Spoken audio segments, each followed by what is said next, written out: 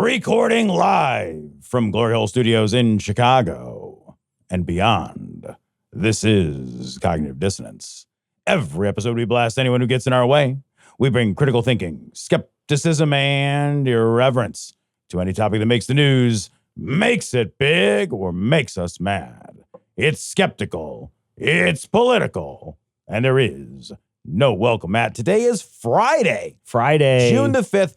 We have changed our recording date. Guys, this is for you. It has nothing to do with the fact that this is exactly what we needed for our personal lives and calendars. It's to make sure that the release date and the news are closer together, tighter, and more relevant. So we could dress more casually. And we could, casual glory hole. Hey, we're not going business casual at the glory hole. On Fridays, you can wear flip-flops. Dude, can you imagine wearing flip-flops to the glory hole? You got fucking jellyfish between your toes? Fuck Jesus that, Christ, dude. Tom. You brought up flip-flops at the glory hole, man. You know Jesus Christ, Tom, on this one. I'm wearing steel-toed boots. It's waiters. Waiters are the only. Waiters is that's the game changer. That's it. You walk in looking like the fucking Gordon's fishing. You're like, are you here for a cranberry bog or what's going on here? The fucking cap that you see like golden retrievers have or whatever. It's like the old Gordon fisherman. Yes. Oh my God. It's so good. You got an apron on. Fillet knife. That's just intimidating. That's just that's rude. If somebody has a fillet knife at the glory hole, that person doesn't get asked back. I'm sorry, sir. You're not. You're gonna have to wear. Can you imagine like a glory hole with like a shirt and tie or jacket policy, and you show up and you didn't know there was a jacket policy. There's like a glory hole maitre d' who's like gives you the shitty jacket that doesn't fit, and it's like plaid and kind of smells like someone else's armpits. I mean, imagine in the glory hole they have a dickie there, but they give you like, and you have to like tuck it into your. Weirdly, I have a lobster bib too. I don't know what that's about. And the Gordon fisherman hat. Maybe the other side of the glory hole has the lobster bib actually. Oh God. Oh, anyway, Tom. Hey, there we go. Hey. I don't know. It's going to be a day, buddy. It's going to be a day. Let's get into it. All right. So our first story comes from Reuters. Trump says that he will transfer Kennedy Center to Congress after court setback. Transfer it over. How magnanimous is this? Hey, after the court said, I can't steal this, you can have it. Do you see that he put his name above the Kennedy Center? It's like the Trump and John F. Kennedy Center. And what a piece of shit this guy is. What an absolute weird, self-obsessed, legacy-producing, even though you have legacy is shit, narcissistic asshole. And I love that the courts are just like, what? No. You just can't do it. Like, it's literally, like, this is actually one of the things that, like, we did actually build in when they created the Kennedy Center. They're like, you can't change. They literally were like, and also you can't change the name. It's just like written into the rules about the Kennedy Center. That's the name we're going to use. And then he's like, yeah, but I changed the name. And the courts are like, no. Can't do that. No. Here's what I think here's what I think is happening. There's multiple things happening at the same time. And I think that they converge in a way that is beneficial to Trump in all the ways, right? That's why this is happening. I think the reason why he's doing it is because Trump recognizes that he does have some executive power and is doing some executive things. But I think anything sweeping or lasting that he would probably be able to do, he's not going to be able to get done because the only things he's going to be able to do is executive type things. Right, executive order shit. So what that means is the next people who come in that take over the executive branch, if they're anti-Trump, which, gosh, I hope so. Right. Then what that'll happen is that they'll start to erase the things he's done. Just like in his first term when he made a bunch of executive orders and then Biden came in and was like, get rid of all these. Right. He was just like, hold on a second. Let me piss on him on the way out. And then he was done with them, right? So he recognizes that there is no lasting legacy in the executive branch mostly because most of the time we live in a deadlock government that really cannot find its ass with two hands. Right. And so you don't see a lot of progress. You see a lot of budget and reconciliation bills, but what else do you see? When was the last time a big thing passed that you can remember? Nothing. Yeah. All the things that you can mention to me, Infrastructure Act, big, beautiful bill. Those are all budget reconciliation stuff, That's very right? true. Yeah, So Biden's signature accomplishments It's not were like built into it's not like budget. there's been anything that's been like, hey man, we made gay marriage legal or something like that. Like No. none of You that have to go stuff. all the way back to Obama and Obamacare. You really do. You have find to a go back big to Obama and transformative piece of Obamacare. That's legislation. exactly right. So you have to go really far back in time for that. So you just don't have any legacy anything. Right. So he wants to build a legacy in any way he can. So what is he doing? He's talking about, I'm going to put my name here. I'm going to change this. I'm going to put a ballroom on the White House. I'm going to put an arch up in the middle of Washington, D.C. He's doing all these things because he recognizes there's just no way for him to continue his legacy. And this is a legacy presidency for him. Yeah. He's already been told, we hope it's true, by the Supreme Court that he will not run a third term. Like Amy Coney Barrett has basically been like, that's not happening. That's not fucking happening. Yeah. So, and I don't think they're going to try to backdoor that stuff. To be honest, he's already falling asleep at the desk. Yeah. So like, does he really want to do this? I don't even think he wants to do this. I think at this point, look at how he's handling Iran. He's just like, just open the strait. Just fucking open the strait. He's like screaming into his phone. He doesn't want this. Yeah. So that's a thing. But it also has the added benefit of making our side angry and appeasing his side through our anger. Yeah. Right? So it's got a benefit where he can be a troll. I saw a thing he posted to his social media, which is an AI. There's a famous picture that people use in like meme sites where somebody is like screaming, and I don't remember what they're screaming about, to be honest. They're like screaming no, and it's like, obviously, they call this person a liberal and they're crying about something liberal policy, right? So that they're like a meme face. He took that meme face and he turned a video into it. He's standing there with a person kneeling next to him, screaming this thing out. It's the meme face person screaming it out. They have a big fishbowl-like thing clamped to their head. They're filling it up with tears, and he's filling up the Lincoln Memorial pond with their tears. Awesome. So fun. And like he does this very specifically, right? He's doing these things very specifically. This is another thing he does to make people mad, to make people angry. It keeps him in the news. It keeps his side happy that he's hurting and inflicting damage on these liberal snowflakes, even though he's like blatantly breaking all the rules. And it makes it what it does is it satisfies two things at once. Yeah, I think all of that is very true. I think he's actually already accomplished, and the second one just in the last week or so, I think he's actually already accomplished all of the signature things he wanted to do. Yeah. And what I think he really wanted to accomplish was to establish, first of all, immunity for himself for any acts past or present. And I think he wanted to establish financial immunity from audit for himself, his businesses, and his families. I think those are the real reasons why a second term were so appealing to Trump. Now he's got those. Those are his signature accomplishments, genuinely. And I think you're right. I think like he's got to know that he hasn't accomplished anything legislatively. He's accomplished some things through executive order, all of which can be taken back. But what he can do that is very difficult to take back is transform the physical landscape. Sure. Because like, what are you going to do? Knock down the East Wing again? What do you do? Knock down the arch? I mean, like, what are you going to do? Hire these people back tomorrow? Right. You know that, like, just the firing of people is a legacy thing. Right. Yeah. So like that physical infrastructural sort of legacy stuff that's very much got his name all over it, literally. Yeah, yeah. Like, yeah, that makes all the sense in the world. It's, you know, Haley and I were talking the other day that like both of our parents told us stories of like the way that they celebrated and the country celebrated, how much fun the bicentennial was in 1976. Same year my brother was born. My dad would have been about 28 years old. Haley's folks would have been in their teens. They're quite a bit younger than my dad. But they remember the bicentennial. And here we're coming up on the 250th anniversary. And it's a fucking disaster of a celebration of this country.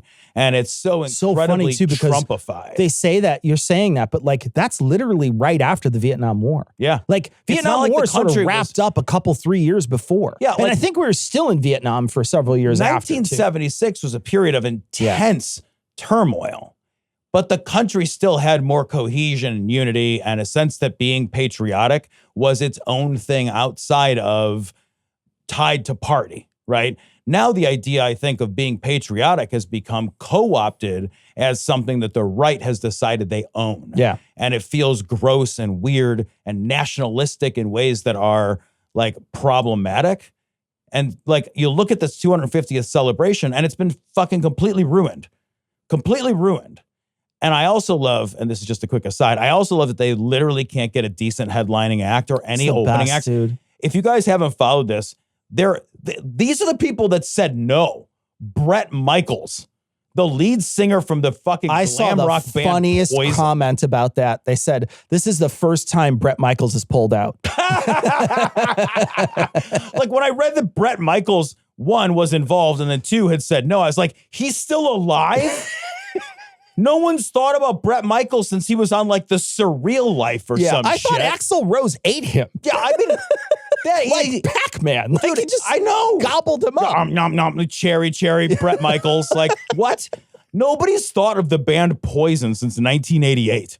This is the act that we got. Then Milli Vanilli pulled out. Milli Vanilli couldn't even come and do a lip sync there. Like that they were a scandal. You have a scandal band that was hot for like 2 minutes before they blew up. Nobody's ever said the words Milli Vanilli since I was in fucking 6th grade. It's so funny, the fucking rejects they have to get. What about and that the guy? rejects are rejecting them. Did they ask the guy, the Proud to Be American guy? Oh, I don't know. Because, I mean, he might be Lee available. Greenwood is the Proud to Be American guy. Who now knows? I gotta look, Tom. Is Lee Greenwood still alive? I was amazed that Kid Rock wasn't going to bow to Bow Bibbidi through the fucking show. I thought that they had asked him, and he had said, or that he wanted to be there, and they didn't ask him. They specifically didn't want him there. Well, now, like, I think they're being like, well, fine, if nobody will come to our party, we're just not going to have any bands there. They've ruined this celebration for America, but it cracks me the fuck up how badly they cannot throw a party. Can you imagine if Kamala was throwing this party? Is he 83 years old? Is he 83? Age 83. Yeah, Oof. born in 1942. Still alive. So they could roll him out there like a head in a jar, like fucking Futurama or whatever. But can you imagine the party that the left would throw? Him and Trump fall asleep on each other. Lee Greenwood's just curled up on his lap like an orange cat. He's just purring out, proud to be an American the whole time. Oh my God. Who else? Like fucking like cats, like that Ted Nugent guy could show up. There's a cat scratch fees right there, right? Yeah. Jesus. But it's all losers. Yeah, dude. Their whole side. All the entertainers are fucking losers. They are all losers. And I think like, to me, that feels a little encouraging. Yes. Because I think like a year ago, they would have had no problem filling this up. Yeah. I think that they stained a lot of their, if you were smart, they didn't have a reputation coming in. They had a major negative reputation. Yeah. But if you were one of these dumb fucks, you thought, well, this is Trump's next term, hookah, right. And they came out and they thought he was amazing. But even the things that he did was distasteful for that crowd. Right. Enough for them to say, nah, I'm good. Yeah, enough for them to say, it's the war, it's the supporting of Israel, it's the deportation of people on a mass scale that is distasteful to see. Granted, I think a lot of these people wanted it, but I think it's distasteful to see. Yeah. And so they don't want to be supportive of it. And I think also more people in this term are voting with their checkbook. Yeah. Like I have not, since Trump went to a McDonald's, I have not stepped into a McDonald's, not a single time. I'm on the road sometimes. Sometimes I'm hungry. It never once occurred to me to go there. I will never step foot in a McDonald's for the rest of my life. I'm Target's the same thing. They were advertising a new burger a couple years, 6 months ago or whatever. And I was like, oh, that looks pretty good. I'm like, well, I'll make one at home. Fuck you. I'll literally never step in. Target, I haven't been back to Target since they dropped their DEI shit. So like very specifically not going back there. There's multiple companies around here, people who put up Trump signs. They had good restaurants. I've never been back. Yeah. I think people are genuinely feeling a pinch. And right after his election, multiple websites popped up that were like, hey, in your area, here's the 10 Trumper restaurants. And like, I found out what ones they were. I'm like, gone. Cross that off the list. Yep. I really like going there for breakfast. Oh, well. Never go there again. Sorry. It literally doesn't exist to me now. I drive right past it. Don't even pay attention. Yeah, man. I'll go 5 more minutes out of my way because breakfast isn't unique. Right. Yeah, everybody's got eggs, man. Everybody can fucking make an egg. Hash browns are hash browns. I'm okay, buddy. Right. So that's the thing. And I think people are genuinely, and I think this is scaring some of the people who are on their side. And it should. And don't let off the gas. Yeah. And after this is over, make sure they crumble. Yeah. Make sure they're never, until they're like, I hate Trump, be like, all right, now maybe we'll start talking. Now that you've recanted, maybe we can start paying attention to you. Say I hate Trump and then put some DEI policies back in place. Do something. Right? Yeah. Do a thing. Yeah. Because like if they just like are like, because I don't believe, like you shouldn't have believed Target before. Like when they were doing like any kind of LGBT stuff. You shouldn't have believed them anyway. Right? They weren't really doing it. But the intent behind why they were doing it isn't as big a deal as the visibility of the thing itself. Yeah. So whether or not they had their heart into the LGBT stuff, they still did it. Yeah. So it's like whether or not, it doesn't matter to an outsider. I don't care what's in your head as long as you're doing the thing and you're not excluding people. Awesome. Yep. Like you could be the most hateful, shitty person on the inside. I would never know. Yep. And it's not up to me. Your outward action should tell me how I should think about you. Yeah, that's 1,000% how I think of it. It's like, especially for corporations, right? Because corporations don't have thoughts, philosophies, feelings. They're not like a person, man. Yeah, all Except that for stuff. the Supreme Court, they're a person. But other than that, not in real they're life. not a person. Yeah, all that stuff is tacked on visibility nonsense to make people feel something. Yeah. All I care about is what does your company do? What does your company actually, what acts does your company perform? If they perform bad acts, then we should ignore them. And like your mission statements and your commitments to this, all that stuff's nonsense. Don't read it. It's garbage. That is a distraction. What does your company do? It does this. That's bad. You know, I don't shop there. Now I do this. Awesome. Now I'll shop there. Because what you do have to do is you have to teach people that when they make the wrong actions, there's a consequence. But when they make the right action, there's also a consequence. There's a reward. Right. Like a positive consequence. This is carrot and stick, right? That's it. Yeah. So if Target tomorrow was like, you know what, blah, blah, blah, lip service, but we're hiring people of color, we're including DEI. We changed our stuff to add DEI back in. Then I'd be like, all right, great, awesome. I'm right back. I would immediately that day go to Target to buy something as soon as I heard the announcement. Just like ringing a bell for your fucking dog so they salivate. Money's Pavlovian. Yeah, exactly. Right? It responds immediately to pressure. Yep. Every time. First things first, Charlie Kirk was murdered by the left. I'm tired of the woke mob and all this free speech theft up. This Antifa free speech theft up.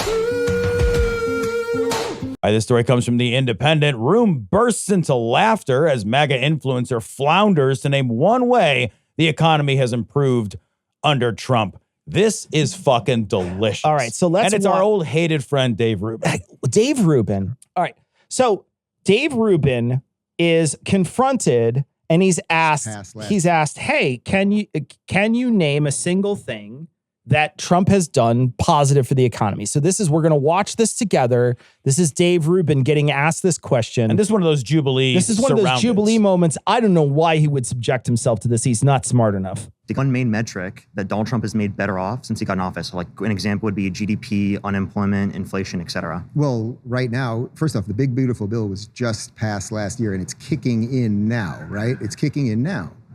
Okay, so we're going to now see results of that, like even the tariffs. All right, so let's do tariffs. Are you for or against tariffs? Against the universal tariff. So what's the main metric that he made better off? What? What's the main metric that he made better off? GDP, unemployment, inflation? Do you have any idea? Listen. I don't think you do. Do you think, hold on. So you're arguing that things economically were better under Joe Biden. At the end of his administration, absolutely. Yeah, so can you give me an example of how? Yeah, GDP growth was better off. Real median wage growth was better off. Inflation was better off at the end of his administration. Unemployment was better off at the end of his administration. We had the worst year of job growth in the past 4 years, just this last year under Trump's administration. The inflation, 3.8% year over year since Trump got in office. We're seeing all of those economic indicators become worse off. Can you tell me anything that he's done to make it better off? You say it's broken for Democrats. It sounds like it's broken right now under Trump. Have you looked at the stock market?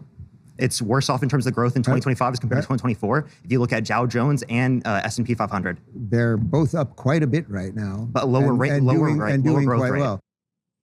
What I like about that is that Dave isn't smart enough to recognize that his question is not a gotcha question, right? Obviously, this kid came up with a gotcha question. It's a gotcha question. You have to be pretty smart, I think, to work your way out of that. Do I think that there are answers that might have, I don't think they would have satisfied the person in front of him, but they might have at least been able to shift a little bit rhetorically so you could get some wiggle room. Dave is immediately taken down. They mount and then they punch him in the face repeatedly. It's so bad. He has his gotcha question is, tell me how the other guy was better. And you're like, oh my God, in every single way, right, he was better. And it's measurable. Yeah. Well, what is amazing to me is that if you ask somebody a question and then you don't let them out of the box of that question, and that question is based in metrics and facts, and you have those on your side, then like, I think rhetorically, all Parker did there was say, I'm not letting you out of the box. The box is, let's talk about a specific number, a metric you can measure that is better under Trump. And there isn't one. There just isn't. Every single metric is worse. It's not close. There isn't anything to get excited about. So what these guys do is they say, well, it hasn't happened yet. It's going to happen. It takes time for these things to happen. The down the road effects will appear. Like, all that is lying. Like, all of that is lying. Every single thing is worse. There's no thing at all that isn't way worse. And like the economy is way more precarious now than it's ever been. It's less resilient now than it's ever been. We are in a The dollar is in a huge, it's going to be a problem. It's going to be a problem for a while. There are so many problems economically right now. It is a terrifying time. And like, if you are a recent college graduate, I was just reading something in the paper today, and I think it was in the Times or the Journal. I was reading that like college graduates right now are walking into a job market that is more hostile and less favorable than at any time in recent history. So like, it is horrible right now to be a college graduate walking out with a degree. It's something like over a third of people walking out with a degree within 2 years will not find a job in their field. Will not, within 2 years, find a job in their field. Entry-level positions requiring a college degree are drying up, and they're just going to accelerate the drying up process as AI chews through the low-hanging fruit of those job opportunities. Yep. What AI does keep, in many cases, is the higher order job functions that require more experience. But like, how does anybody achieve them? We're building a problem we can't solve for ourselves. We're building an economy that doesn't function for people that are walking out into the world with debt. We're building an economy that is precarious on so many different levels. I constantly think of that game Topple. Constantly. This is all I think about when I read the economic news. And I think like we are constantly playing Topple. And we're like, oh, let's put another one of the private credit markets. Those are fucking dangerous. Let's fucking heavily invest into that shit. Let's put another one over here into AI without regulations and guardrails. Let's put another one over here. And we're just constantly playing Topple. It will fucking topple, man. And then what hits it is a truck from outside called crypto. Yes. Crypto will be my hedge. That never goes down suddenly and precipitously and without warning. I want him brought from his happy holiday slumber over there in Melody Lane with all the other rich people. And I want him brought right here with a big ribbon on his head. And I want to look him straight in the eye, and I want to tell him what a cheap, lying, no-good, rotten, four-flushing, low-life, snake-licking, dirt-eating, inbred, overstuffed, ignorant, blood-sucking, dog-kissing, brainless, dickless, hopeless, heartless, fat-ass, bug-eyed, stiff-legged, spotty-lipped, worm-headed sack of monkey shit he is. Hallelujah! Holy shit! Where's the Tylenol? All right, this is just delicious. From Common Dreams, asked about Stephen Miller, DNC staffer happy to confirm, I stand by calling him an ugly fuck. There's actually great audio from this, too. Yeah. So let me play this real quick so people can see. This is from another show. The show is called Midas Touch. And I'm going to play a clip of their show very quickly so we can watch it together and hear what this DNC social media person had to say. Let's bring in Paulina MAGA Butt, content and creative director at the DNC. So Katie Miller has been posting about you. She went on Fox and she's been talking about you, and she's made it very personal about you, Paulina. So I want to give you the opportunity right now to respond to Katie Miller. If she's watching this, what do you want Katie Miller to know? I want Katie Miller to know that her husband is an ugly fuck. Stephen Miller is one of the most powerful men in the country right now. He is a White House official who is taking to Twitter to hurl these absolutely false and transphobic attacks against an amazing candidate in Texas, James Tallarico. We simply called him ugly. And I think that what he has been doing is ugly. He is celebrating when ICE shoots down Americans in the street. He thinks that it's cool when families are separated, and it's just absolutely disgusting. And so, yeah, I stand by calling him an ugly fuck. I fucking love that so much. It's I love interesting that because so much. I saw some pushback. Friend of the show, Seth Andrews, had on his Facebook page. He kind of disagreed. I think he disagreed with that stance that they took, that he didn't think that was the right thing to do. I think he was leaning more towards like, let's not talk about his physical appearance. But I don't think ugly necessarily means physical, right? So I think like you can be ugly and be a beautiful person. You could be a disgusting person on the inside, right? Yeah. Like, I don't think you could argue that Stephen Miller is gorgeous on the outside either. Oh, no. But genuinely, he's an ugly person on the inside. Yeah. He's an awful, disgusting, festering sore of a human being. I also like, I agree. I disagree with Seth Andrews, and I hate to do this, but I'm operating from a place where I think we need to be more pragmatic about what people respond to. And what we've seen, like, Michelle Obama very famously said, when they go low, we go high. Well, that didn't work. That has not worked for the left. That has not worked. And the politics and the technology and the way people interact, like, has taught us that, like, there needs to be some amount of reactive, vitriolic, attention-grabbing stuff that doesn't just come from the right. Because the right has been attacking people's appearance. I mean, the president does it constantly, and he doesn't suffer any consequences from it. So let's be real. There are no consequences to that behavior. He called somebody constantly. piggy. Yes. You know what I mean? It happens constantly. Yeah. They are always attacking the appearances of people, constantly. The idea that that's off limits only for us just ties one hand behind our back. It is not garnering us votes, right? The thing that we have to do is garner votes, because we don't get progress if we aren't in control of things. We got to get votes. You got to get eyes on tweets. You got to get all that stuff. We cannot be...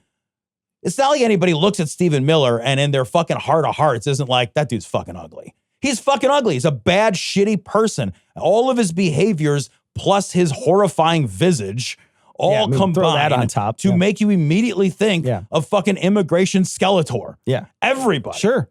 So like, I feel like let's start getting in there. Like you cannot fight with if the other guy's willing to get their hands dirty and you're not, you lose. We can't afford to lose because there's people's lives are at stake. I think you're right. And I want to echo something here because I think it's important to point out. I don't think calling Stephen Miller an ugly fuck is going to get you any votes. I don't think that that's possible. Here's what I do think though. I think people will see that as a way that you are in some ways pushing back, because the current narrative that I'm seeing all the time is that the Democrats aren't doing anything. That's exactly it. Right? Yeah. So what I'm seeing is, you're not doing anything. You're not doing anything. And I think even though they're able to, like just yesterday in the morning, the Democrats tried to attach to this budget reconciliation bill that was going to put money back into the coffers of the DHS to help fund more deportations. $70 billion was on the table. So in order to get that passed, they have to send that to the Senate. Now, it passed in the House, but they have to send it to the Senate, and they have to get it so that people, that we vote on it, and it's going to get voted on no matter what, but you're allowed to tack on whatever you want to it. So what they did yesterday morning was each side came to the table with resolutions to tack on. Mm-hmm. One of those resolutions was Trump will not have a slush fund. That was brought up by the Democrats. So everybody who's like, the Democrats aren't doing anything. Yesterday, they tried to do something to tack on to a budget bill that you can't get a $1.8 billion slush fund. I know that the Justice Department said they're backtracking, but when they asked Trump later that day, he backtracked on the backtrack. I know. He wasn't clear. Whiplash. He was like, maybe I'll do it. Oh no, who knows? Maybe. Who cares? Yeah. So you can't trust Trump at all. Right. So they want to get it in writing. The Congress saying, you can't have a slush fund. You can't have a $1.8 billion slush fund.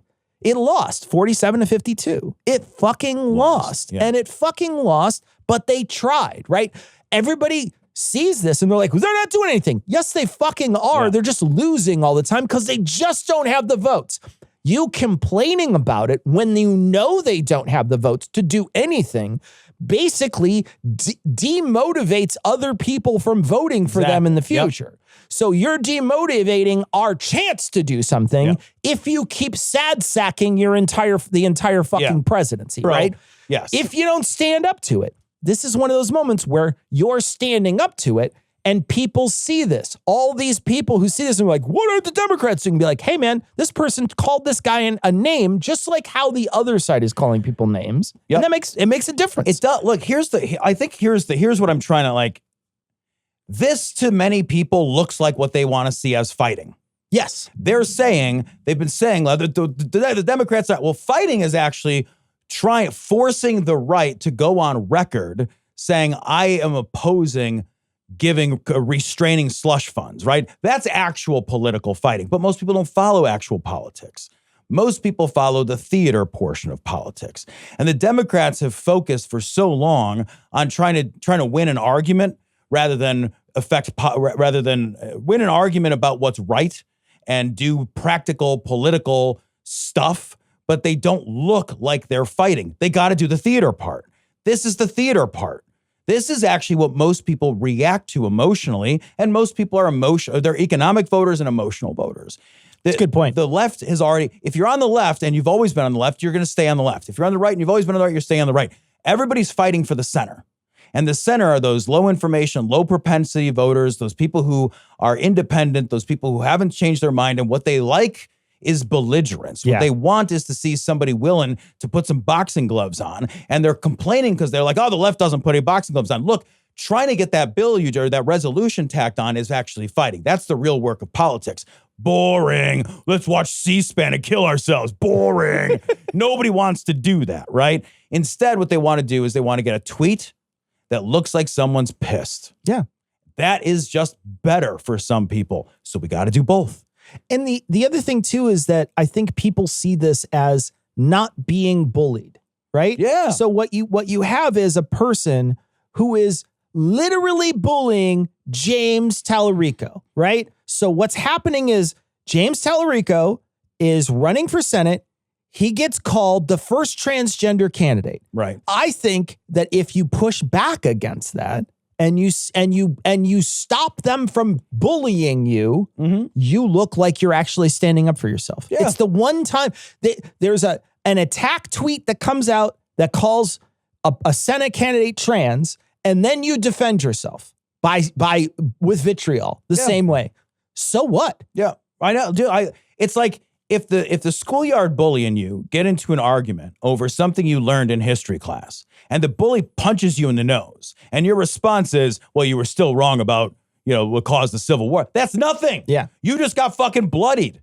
Everybody around doesn't see that the other guy was wrong. Yeah. What are you going to do? Respond with like, oh, James Tallarico isn't trans and this is a trans, and let me make a nuanced argument. That's not how science, that's not how like social media works. It's not how people are responding to. Yeah. We know what people are responding to. They've already shown us several times across the country. What are people responding into?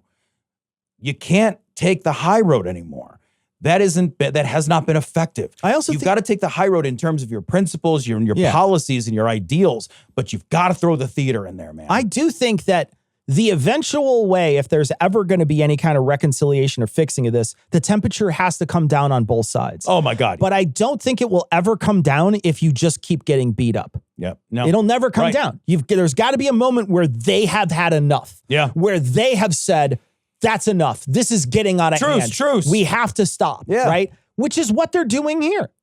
Yeah. They're complaining. Isn't that outrageous? They're complaining and saying, how dare this person say that? And what did they do to retaliate? Instead of saying, they said, it's awful that they said it. Also, they insulted this young lady. For her looks. So they insulted her for her looks afterwards. Right. So they did not learn a lesson there. Right. It's not like that was somehow they learned a lesson or they were on some kind of moral high ground. They immediately did the exact same thing again. They doubled down. So it didn't fix anything, but it also shows you their true colors. And they're not going to stop until they finally had enough. Yeah. And they're not going to get enough if you don't give them anything. Yeah, what they want, I think what they want is to control the low ground. Yeah. And they are upset when Gavin Newsom started tweeting in the style of Trump. They blew their minds. They don't know what to do. And like, I also think, and this is a minor issue, but it's also kind of not because of how people operate. We see it. Like the woman who tweeted this is a conventionally attractive person. Like that actually matters in this equation because then they try to go after her for her looks, but she's an attractive person. Yeah, even the picture that they posted of her isn't, and you're like, nope, that young lady's falls cute. flat. Good for her. Right. So it falls flat. I think like there's a certain amount of, like I said, there's a certain amount of like kabuki theater here that is required in order for us to sort of win the day. They're trying to control the low ground and they're furious when we strip that foundation and say, I can get in the mud and fight. Yeah. You want to get in the fucking mud? Listen, bitch, I'll fucking get in the mud. Smear me up. Just like my plans moving forward to, be president and ruin Cecil. everything.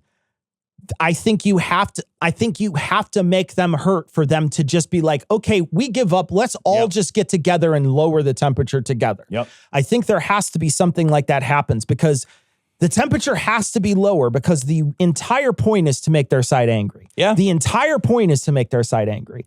And their entire point is to feed the dopamine sensors on the other side when they make you angry. So it's the temperature. Getting angry isn't helpful. Right. It's not great, but I think there has to be a boiling point before everybody finally says, okay, we can't do this anymore. I agree with you. And I don't know, like there will be, I want to just be clear, like there will be negative outcomes as a result of this tact, taking this tact. I do believe that. But like all that matters anymore is winning first. We've got to win. You've got to wrestle control. Greetings, Professor Falcon. Hello, Joshua. Strange game. The only winning move is not to play. How about a nice game of chess? This is fucking something else. New York Times, a draft U.S.-Iran plan is said to be on the table. Here's what to know. Was it better than Obama's? Oh my God, it's so much worse. This plan is the biggest sack of shit. This fucking idiot. This guy who you wouldn't trust to order you lunch. You wouldn't trust him to clean anything in your house, right? Like, think of all the things in your life that you would be like, I wouldn't trust him to rinse properly off a piece of fruit. Like, that's how little I would trust him. Yeah. He came into office thinking he knew everything, and he tore this deal up with that Obama had. Yeah. This is like a group of people who sat down, had a plan. It wasn't just America. It was a lot of other places on the globe that were like all involved in this big deal with Iran to try to make sure they don't get a nuke. I think anybody on the planet, except for Iran, is like, yeah, maybe they shouldn't have one. Yeah. I think pretty much everybody is in agreement except for Iran. Everybody's like, yeah, man, let's just not. Let's see what we can do. And they had a good deal in place. They had inspectors that were allowed to come in. They had they constantly monitored these people. They still had major restrictions. There was all these things that were in place. They unfroze some assets is what they did. And then they gave them some of their unfrozen assets back. That's what happened. And then he comes in and he tears it up because he doesn't know what he's doing. Yep. And for the last several years, we've been teetering on this. What's happening? He gets in office. He immediately bombs them 6 months in office. Yep. He bombs Iran, which is something I don't remember ever happening, right? No. I don't think it has happened at all. I'm trying to remember. I don't think I remember hearing, even during the worst parts of the Iran crisis throughout my childhood, I don't remember us bombing them. We bombed them immediately. Yep. Then 6 months later, we're now sending ships over there, and then they've been blowing the fuck out of a bunch of places. Yep. And then they blocked the Strait of Hormuz, and it has been a clusterfuck ever since. And his deal, my favorite part is his deal, according to many people, requires reparations to them of $1/3 trillion. Just so much fucking money.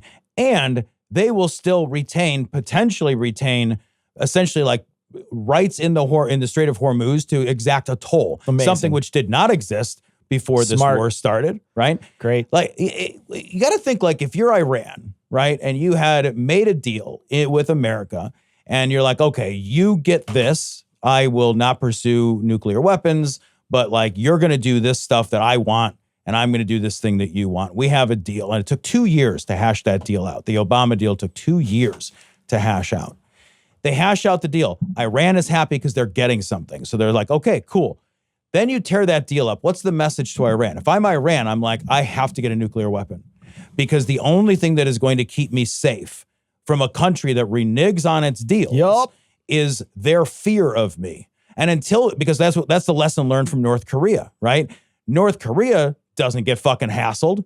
They can do whatever crazy bullshit North Korea wants because they're a nuclear armed nation. And now everybody understands that you can't do shit about North Korea ever, literally ever, without risking a global catastrophe of like potentially extinction level proportions, right? Yeah. So if you're Iran, it is now urgent that you get a nuclear weapon because at any moment, those motherfuckers over there can't be counted on to live up to their end of the deal. And if I don't have a nuclear weapon and I can't trust the people I've negotiated with, and those deals don't last more than 4 years potentially, then that's fickle shit. And maybe I'm existentially at risk. And what did Trump do? He said, hey, guess what? I'm back in power. You're existentially at risk. I'm going to prove you right. I'm going to demonstrate to you why your biggest paranoias and fears were 100% founded in fucking reality. And if you're Iran, you are absolutely not going to give up your right to enrich uranium, or you are going to absolutely find ways to enrich that uranium in secret. You've just learned about what the Americans can find out, how they find out about it, how they will attack you. We've tipped our hand. We've spent money. We've increased costs of fucking everything around the world. Not just for us. Right. For the world. For the entire world. We've gifted Russia an enormous amount of money because now Russian oil is worth more than it's ever been before. We've weakened Ukraine. We've destabilized parts of Western Europe. Russia's now looking into other parts of Western Europe for additional territorial expansion. We have hurt ourselves. We've tipped off to China exactly what our capabilities are when engaged in a conflict, as well as what our weaknesses are. We've lost so much. This is a monumental failure at every possible level. And the deal we're going to strike is worse than the day before we dropped the first bomb. It's the dumbest thing the United States has done a long time. And we elected Donald Trump twice. Jesus Christ, dude. So now I've got to see which college is right for me. I went on the internet and found Education Connection. I took some free tests to find out my direction. I'm taking my classes online, getting my degree on my own time. Education Connection matched me with the right college for free. From Wired, the White House's Aliens.gov site brags that ICE arrested more than 700 U.S. citizens. What I love about this story. Tell me, Cecil, because I think it's going to be what I love. I love that Wired actually just pressed F12 on their keyboard to look at the code on the website. Yeah. And when they looked at the code on the website, 2 important discoveries. One, the counter is bogus. So they have a counter at the top of the screen, and the counter is bogus. It literally responds to how you move yourself around on the site. So it knows where you've been and it like figures stuff out, but like the counter is not based on any number at all. It's literally pulled out of nowhere. They could not track the number, and the number resets when you come back. So it's 100% made up. Right. It's literally a made up number. The other thing is that they use the X-Files music. So they come on, when you come onto the site, it's supposed to go do, do, do, do, do, do. You know, the old X-Files theme. Yeah. But 2 important pieces to that. One is most browsers don't allow that anymore. Not so for most of your browsers for the last decade have said, we're not going to allow GeoCities like music playing. It's not a thing we do. You know what? everybody in the world all agreed simultaneously. Fuck that. That was a terrible thing, Yeah. and no one should ever have to open a website and have music playing. So we all agreed unanimously. Yep. No one objected. There was no abstains. Everybody was like, yes, 100% yes vote, and we killed that. So most browsers don't even pick up the music. Right. But the music itself is the best part. They ripped it off a CD because you could see where the MP3 comes from, and they ripped it off a CD, which is explicitly not allowed by the language on the CD. Okay, but in fairness, they did not notice the opening. You wouldn't steal a car, would you? You wouldn't steal a website. You wouldn't steal a X-Files theme as the United States You government. wouldn't steal Dana Scully, would you? It's fucking amazing, dude. It's so fucking funny. There's such clown shoes group of idiots. Yeah. But this is... If you believe the numbers here, you have to want to believe. But really, I think... Sorry, I just had to X-Files that out. Sorry to interrupt you. That's kind of amazing, actually. But in any case, I think the most important thing that you should pull from this story is that Aliens.gov is very specifically trying to dehumanize people who come to this country. Absolutely. Right? So you can laugh about the behind the scenes stuff and their total incompetence. But what they are very competent at and what they excel at is dehumanizing other human beings. Yeah. And that softens people's hearts when bad things happen to them. It's strategic. They want to do this. They want to make their side think those people are less than human. There's literally like a Black Mirror episode about this very topic, right? Huh. You know, I mean, it's literally like, it's like a disinformation chip in someone's head that makes them think that people are like alien roaches or something like that. Right. And then they murder them. And like that's remember this that's episode, specifically made so that they were dehuman. Like this is the chip, guys. This is the chip they're using to dehumanize this group of people so that when you see the videos of where they have to stay and there's 150 of them in the same cell and they don't get to use the bathroom and they're starving themselves because they're being fed rotten food, you don't care as much. Yeah, well, yeah. At the heart of every war, the ability for any country to wage war on another rests on a foundation that requires us to dehumanize the enemy. Yeah. Because it is almost impossible to get a 20-year-old kid to murder another 20-year-old kid that they see as fully human. So all countries across all time use specific language tools, rhetorical tools. You know, if you think back to like the language that is on the propaganda, so during like World War II, for example, they weren't Germans, they were Krauts, right? They weren't the Japanese people, they were Japs.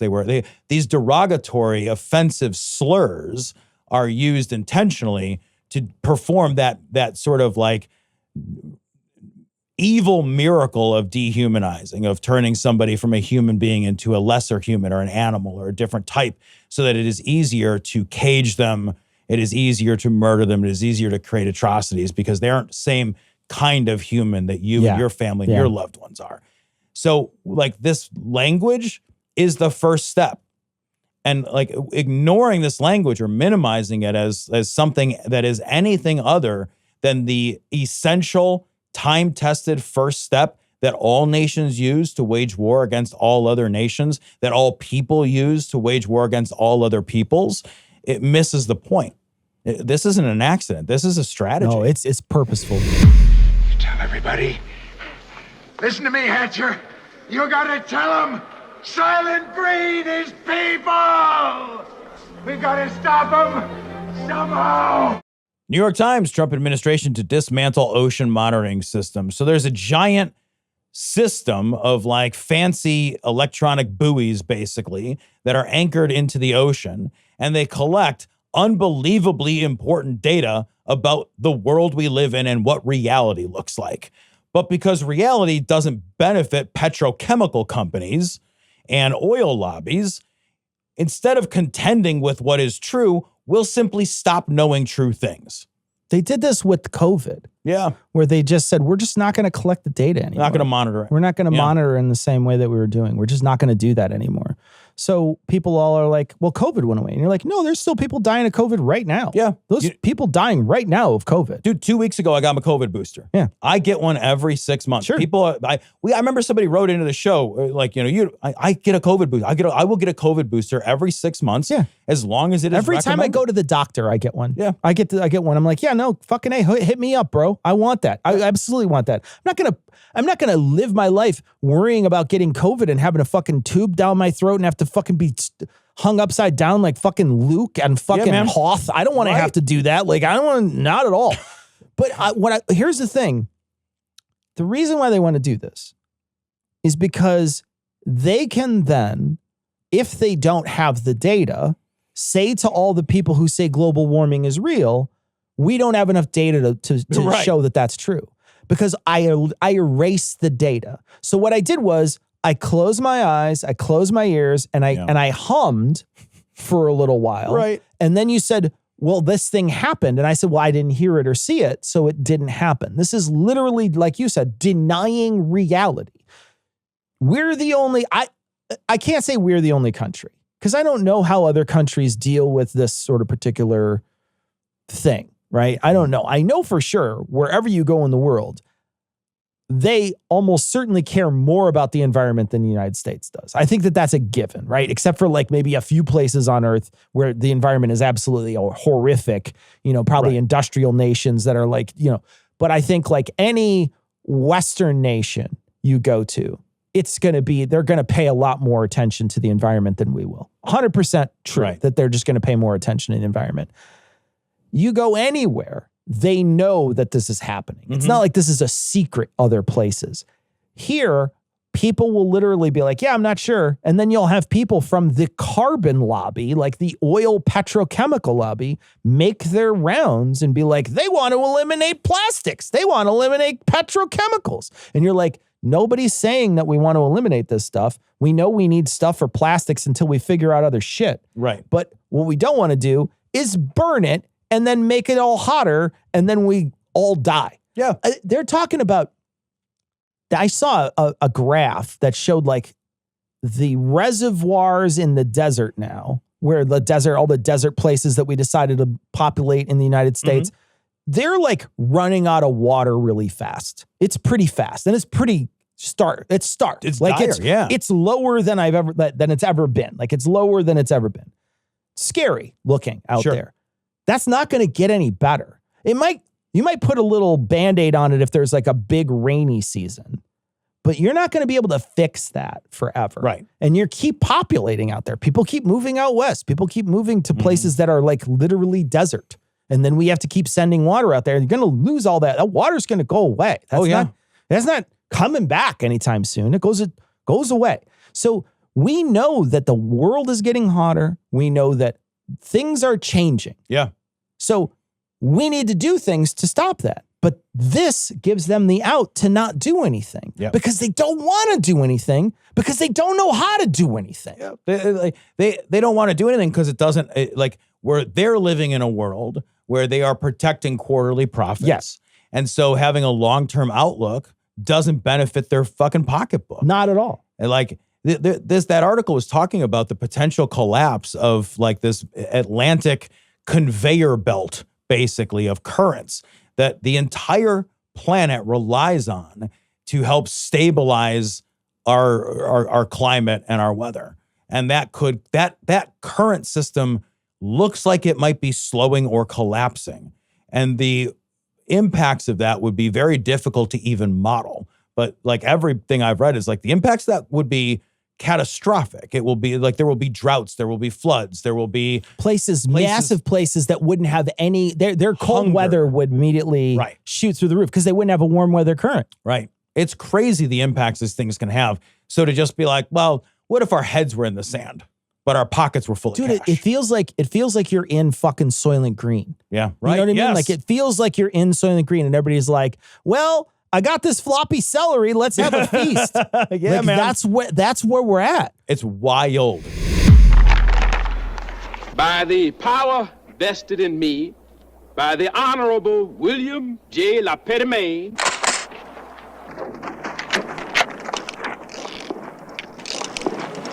I hereby assume the duties of the office of sheriff in and for the township of Rockridge. Gentlemen, let us not allow anger to rule the day.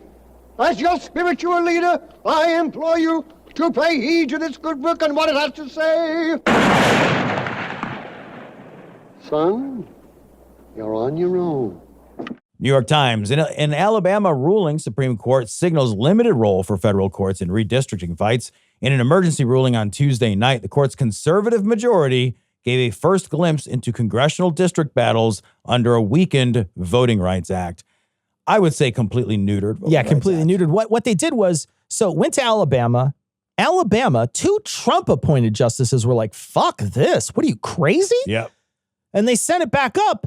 And then our justices, the justices on the Supreme Court were like, nah, and then walked away. And one of the things they said was, it's not necessary because the Constitution is colorblind or something is what they had said. Yeah.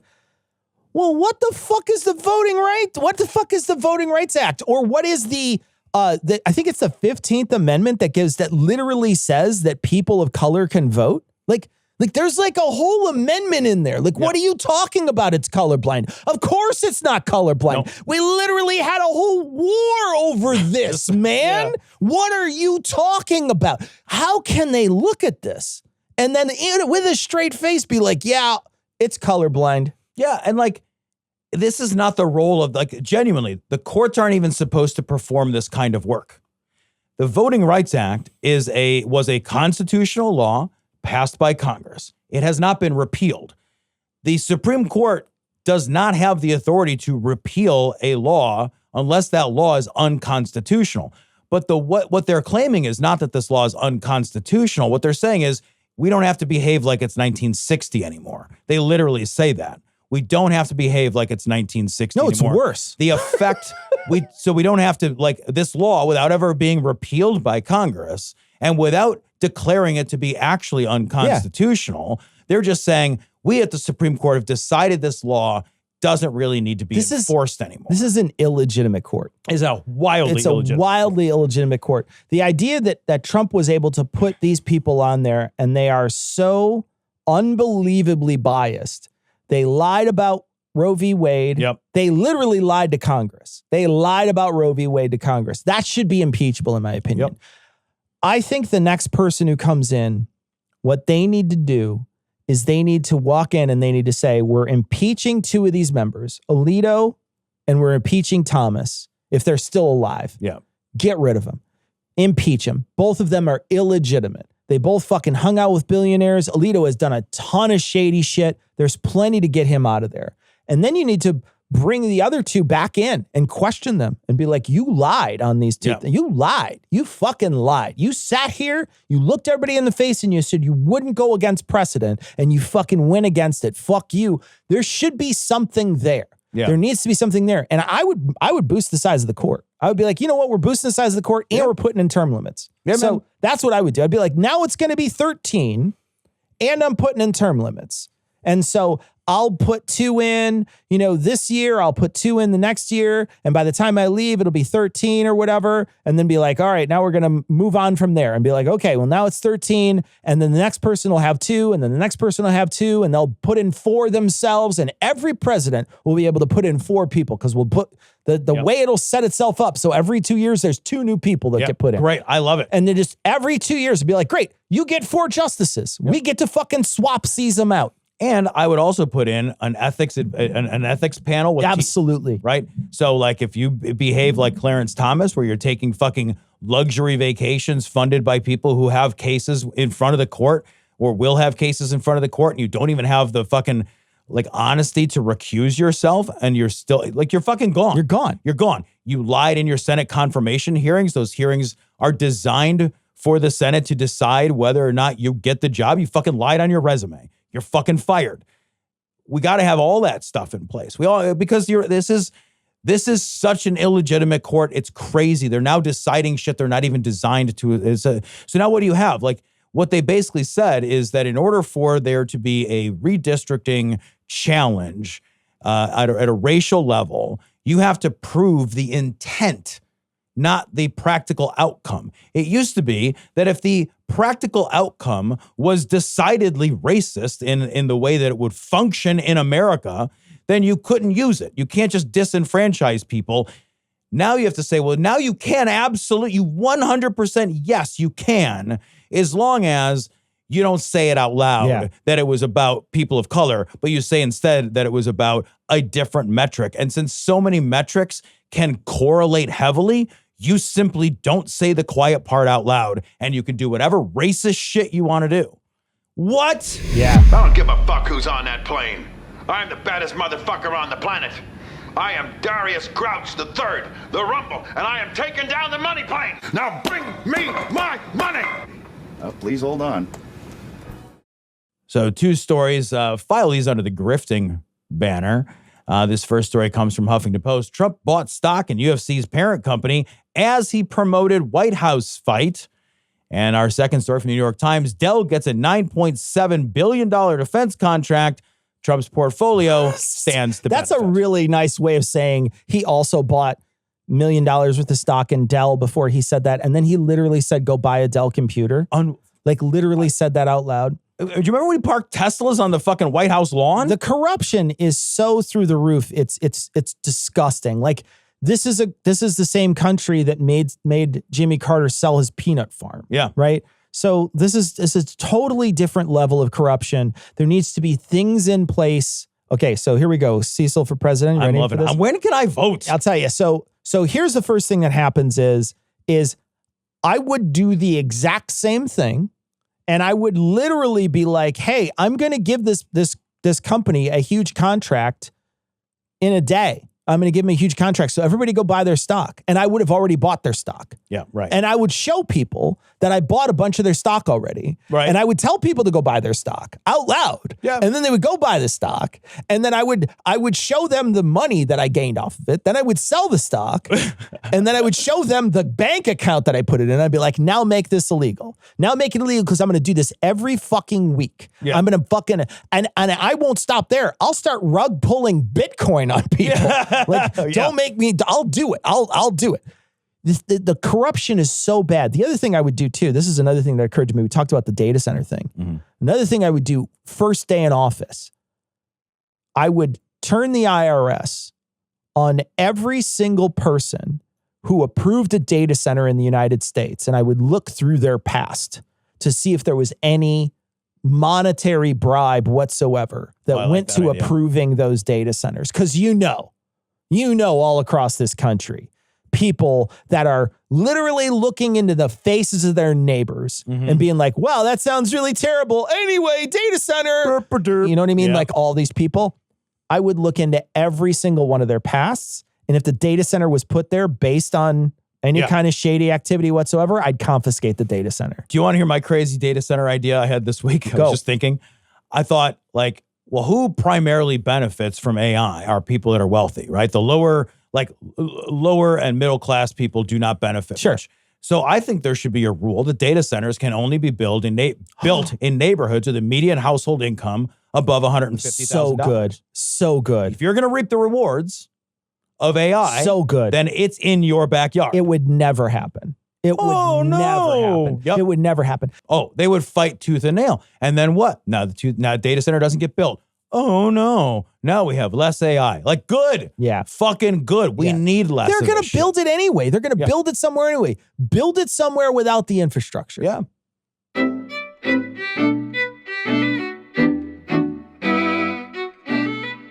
All right, that's going to wrap it up for this week. We're going to be back on Thursday with a long form show about geriatric people and politics. So that's going to be really interesting. You want to catch that on Thursday, and we'll be back with a full show Monday. But we're going to leave you like we always do with the Skeptic's Creed.